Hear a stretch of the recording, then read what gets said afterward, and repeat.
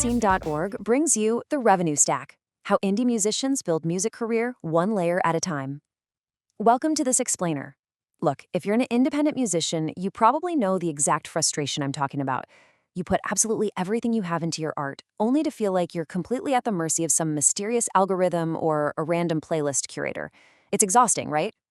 Well, today, we're going to dive into the exact blueprint MakingAScene.org has laid out for building a sustainable, artist-owned business, one that actually puts you back in the driver's seat.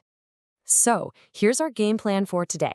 We'll start with the rented attention trap, move on to meet the revenue stack, look at core income layers, talk about customizing your business model, outline building the fan ladder, and wrap up with a highly actionable 90-day action plan. Let's get right into it.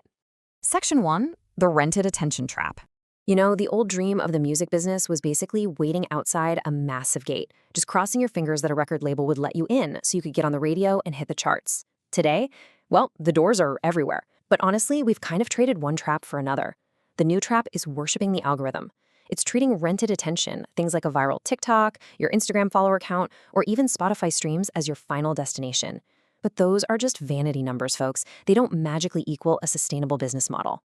This brings us to a quote from MakingAScene.org that just hits the nail on the head. Streaming and social media are doors, not the house. Think about it. Platforms are fantastic for discovery, but if a fan never leaves that app to enter your own website or join your email list, the platform wins, not you. You're essentially asking your fans to hang out with you inside a rented room that's owned by a giant tech company, a company that's just selling ads against their attention. You've got to invite them inside your own house. Which leads us perfectly into Section 2, meet the revenue stack. So what actually is this? MakingAScene.org defines the revenue stack as a diverse collection of income streams built around your music, your story, and your community. It's this complete artist-owned business system that systematically turns a casual listener into a fan, then a buyer, a supporter, and ultimately a long-term believer. We're not just talking about throwing some t-shirts on a website. And we're definitely not just talking about streaming. It's about spreading out your risk so you can actually create real financial stability. It's how you finally sleep soundly at night, knowing your career is in your own hands. Try to picture your career like a table. If you rely on just one magic income stream, say streaming payouts, your table has one leg. It falls over the second an algorithm changes. But a stacked table? That's impossible to knock down. You build this stability with multiple legs, a free access layer, entry purchases like a quick $5 download, core fan bundles, and then moving up to collector scarcity like signed test pressings. You can even add experience moments like private Zoom shows, recurring memberships, and B2B licensing. The more legs you add, the stronger the whole thing gets. All right, Section 3, core income layers.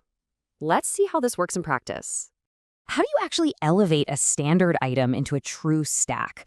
Let's take merch. A basic $25 t-shirt is just a product. MakingAScene.org brilliantly calls this band laundry. But what if you offer a $45 shirt that includes a QR code on the tag, unlocking a private tour diary? Now that is product plus access. Want to take it even further? Create a $150 supporter box with a limited edition shirt, demo downloads, a handwritten card, and liner note credits. That's true participation. You're turning a simple, quick transaction into a much deeper connection. And that leads right into this massive realization from MakingAScene.org. The merch table is not a table. It is a portal. Ask yourself, are you treating your merch table as a dead end? Because every single physical sale or interaction at a live show should be a funnel that pulls the fan deeper into your digital ecosystem. When someone buys that shirt, they should literally be stepping through a portal into your own hub. It gives you the ability to remember them, reach out, and communicate with them later without ever having to ask a social media algorithm for permission. Moving to Section 4, customizing your business model. Here's the thing. Your stack has to fit your actual day-to-day reality. A studio-only producer needs a very different stack than a regional touring band, right? If you never play live, your stack might be built entirely around digital releases, beat leases, stem packs, and sync licensing. But if you're out there gigging constantly, your stack is going to thrive on city-specific tour posters, VIP sound checks, and gathering those precious emails at the merch table. You really can't just copy someone else's playbook and expect it to work for your unique life. Okay, Section 5, building the fan ladder. MakingAScene.org maps this out as a really beautiful, simple progression ladder. Step 1 is the free tier. This is where you might give away an unreleased track in exchange for an email address, just to build trust. Step 2 is the entry tier. Make it an easy first purchase, maybe a $10 digital booklet. Step 3 is the core or collector tier, where your superfans pay for meaning and scarcity. Think numbered vinyl. And all the way at the top, step 4 is the recurring tier. This could be a monthly membership that offers a true sense of belonging. And remember, you don't force every fan to the top. You simply build the ladder and let them climb as high as they want. Finally, Section 6, the 90-day action plan. Let's make this happen. Here is exactly how you execute this. In the first 30 days, your number one goal is to stop leaking attention. Change your social media links so they point directly to your owned hub, your website, and your email list, and offer a free gift for signing up. At 60 days, launch your first core bundle and set up an email sequence that actually treats your fans like human beings, not just data points. By the 90-day mark, analyze your fan data to see what's actually resonating and launch a simple recurring membership. It's time to stop guessing and start building. You really have to ask yourself a tough question here. Are you building a lottery ticket, or are you building a music industry middle class? Are you using modern tools like AI to actually build an artist-owned system where you leverage your time and content? Or are you just crossing your fingers, hoping to get lucky on a viral algorithm and waiting for the machine to choose you?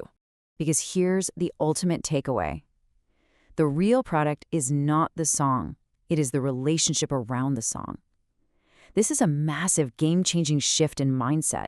Now, it doesn't mean your music isn't sacred, of course it is, but it means understanding that your song is the seed and the revenue stack, that's the garden. When you build the garden yourself, you take back control. You completely stop waiting to be chosen, and you build a sustainable system where fans can choose you directly. The era of just sitting around waiting to be discovered is officially over. The only real question left is, what will the very first layer of your revenue stack be? Make sure you check out the other great articles and resources on makingascene.org, the place the indie artist goes to build the new music industry.